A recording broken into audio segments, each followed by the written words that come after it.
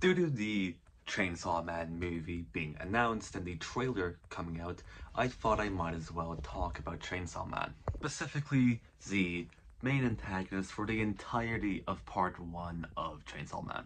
That being Makima. Makima being the control devil. Now for this, I will be referencing events and fights that happen later on in the manga post season 1. So if you don't want to get like semi-spoiled, then don't watch it. That's if you are scared of spoilers or even like mild spoilers. If you don't care, then fair enough. Now the interesting thing about Makima is that she isn't one of those characters that has insane levels of strength, at least when it comes to physical strength.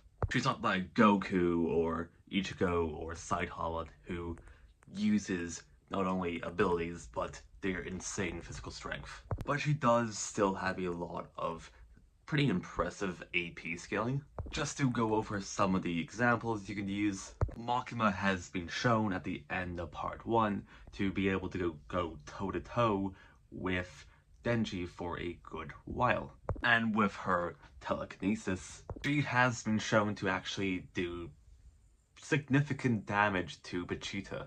Now, for a reference, pretty early on in the series, Denji actually survived an attack from the Bat Devil while trying to rescue Power, which exploded multiple buildings, all at the same time, which is impressive because I was able to calc this feat, and the total energy the Bat Devil actually produced while with this attack was anywhere within the large building to multi-city block levels of power.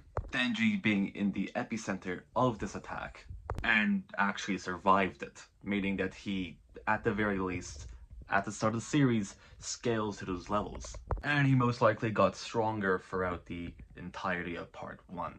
And Bochita is considered to be one of the most feared devils within Hell, meaning that he most likely upscales from most of the feats performed by other devils. The reason why I say that is simply because devils within Chainsaw Man are stronger the more they are feared, meaning that Pochita is likely one of the strongest devils. Makima being a high tier during part 1 is consistent considering the fact that she was basically able to one-shot the Darkness Devil. The Darkness Devil being described as a transcendent devil and is considered to be one of the most dangerous devils, and was directly compared to the likes of the Gun Devil, which just means that Makima scales above the Gun Devil.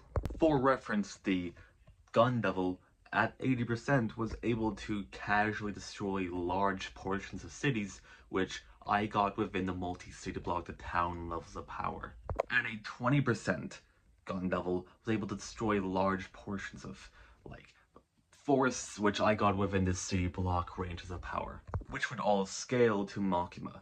In terms of speed, she would obviously upscale most speed feats within series. A lot of speed feats within Chainsaw Man scale around these subsonic to supersonic ranges. So an interesting thing and an interesting point of scaling for Makima is that she was able to activate her abilities before the 20% Gun Devil's bullets were able to reach her.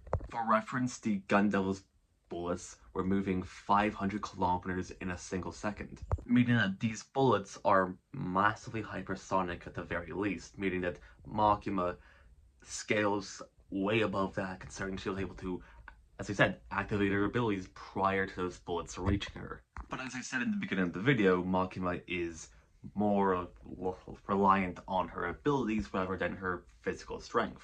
So what are her abilities? Well, some of her abilities consist of telekinesis, where she has been shown to use that to a pretty good extent in a lot of her fights. A great example is that she was able to basically send Pochita into space with several bangs, which are just her using her telekinesis. Due to Makima being the control devil, she essentially has full control over any life form or being that she sees lesser than herself. We see this control being her controlling humans, other devils, animals, and basically every life form we see during part 1. Another pretty important ability when it comes to Makima is that whenever she gets killed, that death gets transferred to another person and she comes back alive. But the thing is with that ability is that she is only really limited to the population of Japan. So as long as you're a Japanese citizen, you're basically a victim to this ability. The only way to actually negate this ability is if you pulled some bullshit, kind of like how Denji pulled some random fucking bullshit that negated her abilities at the end of part 1. So, in conclusion, where does this scale Makima?